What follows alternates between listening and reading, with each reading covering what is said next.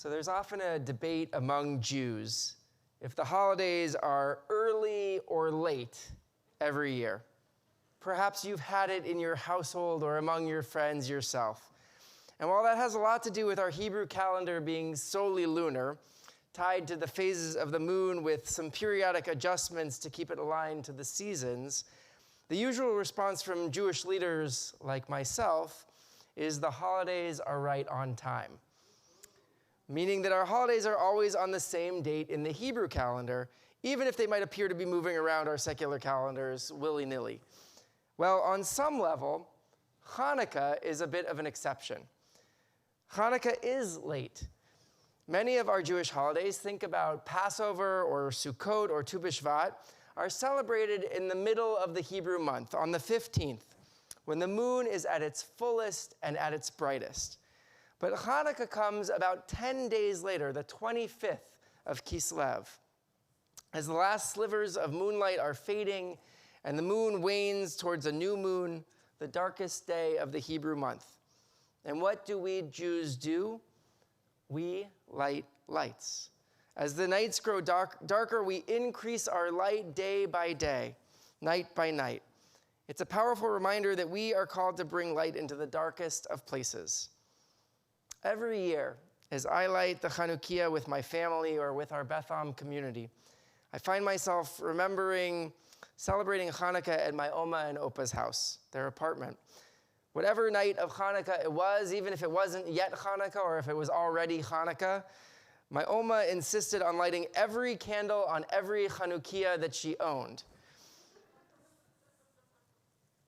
And she had a lot.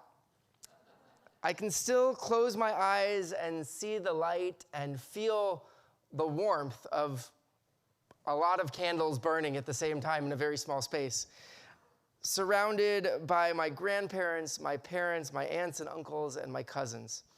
So I thought I'd tell this story tonight about how we can each be bringers of light into our world and into our community.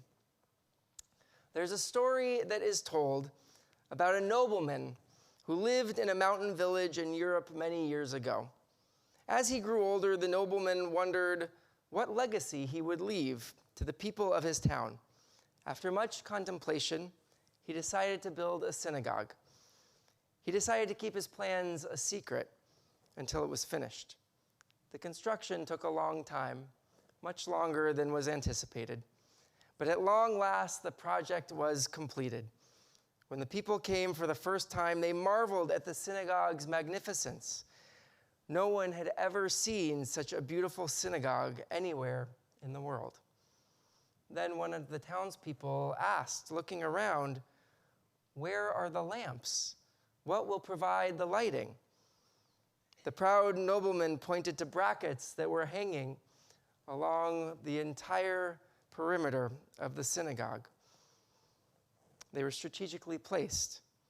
He then gave each family a little lamp, and he said to them, "Whenever you come to the synagogue, I want you to bring your lamp and light it.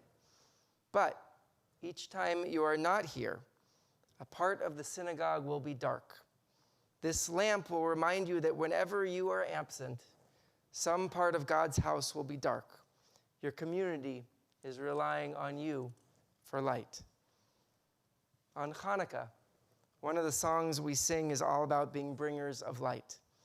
Banu choshech legaresh beyadenu or va'esh kol echad hu or katan v'chulanu or etan. We have come to drive away the darkness. In our hands are light and fire. Every person is a small light, and together our light is even stronger. Each of us carries a lamp. Each of us is a light. And indeed, our synagogue community shines at its brightest when all of us are present, when we show up for each other in moments of joy or sorrow or in need of support, when we are bringers of light and care and compassion. Without you, Beth Am is not quite whole. Without you, our light doesn't shine as brightly as it could. May this Hanukkah season remind us of the light within each of us and the warmth and light we bring into our world and our community. Shabbat Shalom. Happy Hanukkah. We thought in addition